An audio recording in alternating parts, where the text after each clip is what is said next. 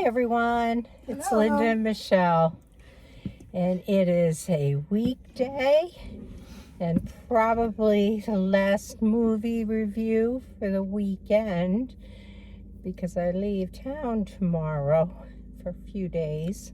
So we thought we'd fit this one in since it was out on Thursday. Yeah, Yeah. we went to see Tron Eris. I've never seen a Tron movie before. I've seen the Tron roller coaster at Disney, which looks very much, or the light cycle bikes they call them, look very similar to the light cycle bikes in this movie. But that's about all I know about Tron. Yeah, I don't either. I'm not familiar at all, and I wasn't familiar going into this, but and I wasn't sure it was going to be my kind of movie at all. But there were some parts of it that were really, really cool. The visuals, for one thing, it was like a light show was going on most of the time. It was just amazing. I mean, just to go for that purpose alone was fantastic.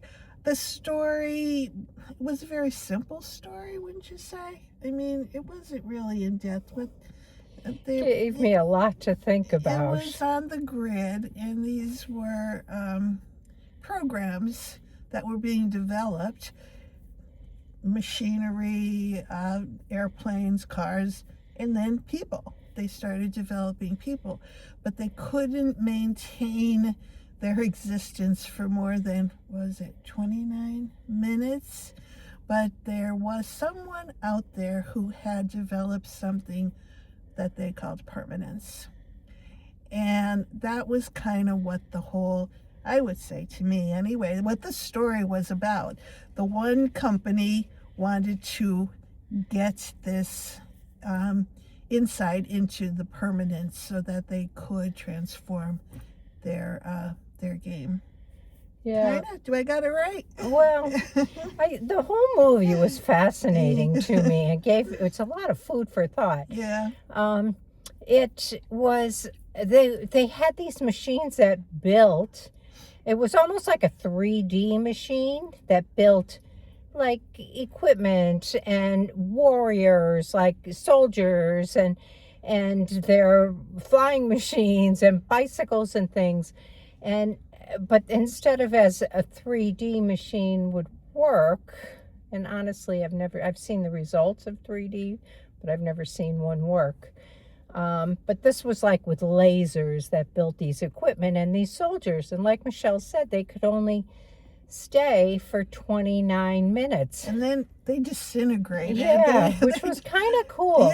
Yeah. And what we were seeing was like the difference, like we stepped into a digital world or something, and the collision of AI and humanity, kind of like it was like, I don't know. Here's what was going through my mind watching this, and maybe I'm crazy, but we create AI for these soldiers for them to destroy humanity, for them to destroy us, and I'm thinking in terms of like, you know, UFOs. I know there's a different term for UFOs now. I don't know what it is, but it's like there's these aliens that are flying on these spaceships, and they, go along with me for a minute here, and they are probably so intelligent, so progressed that they would be on the scale of this AI digital type being, looking at us like stupid. Like we haven't advanced in our society at all to that level. But now we're stepping into that, and AI is a real thing. And I don't know. It's kind of scary because we could one day build those soldiers who do in turn destroy us. So it's a lot of food for thought there. Yeah, that's a thought. There was, I really enjoyed the girl, Eve. The part that she played. I mean, she really had a major role in Eve the whole thing. Was the one who had developed the permanence code. But she discovered it. And I'm not she sure had developed it, but she discovered it. Yeah, her sister had created it before she passed away. Yeah. And she was able to do things like she built a or created with that code an orange tree that, ordinarily after 29 minutes would disappear, but she had this code and was able to show that she could keep it. And the bad guys, the Dillinger lab, discovered who was this, creating the soldiers, found she had this and wanted this code. And that's what the whole movie, the premise pretty of the much. whole movie. What was interesting, I thought too, was the music. The music was amazing. The music was amazing. Yeah, when things were getting intense, the music was getting so intense that you know it was. And visually, it was really amazing. And musically, it was really good. And I think if you were going to go see it, the big screen is what you want to go see it on. We saw it. Was it XD that we saw it? Yeah, but it's.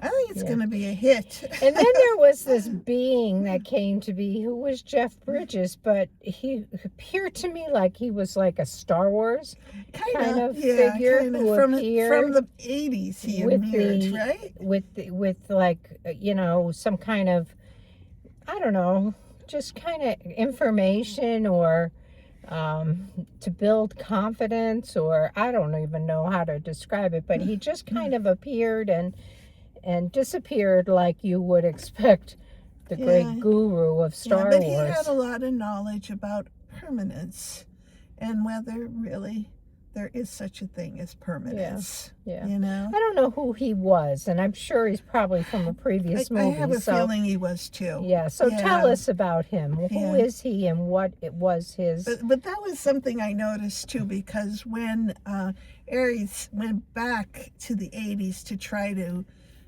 get this permanence thing, whatever, that they needed, everything went so calm and peaceful, and even the lighting was so much calmer. And I thought there was such a big contrast there between the 80s and how they operated and now the craziness that was happening on the grid that Dillinger was providing. So it was an interesting movie.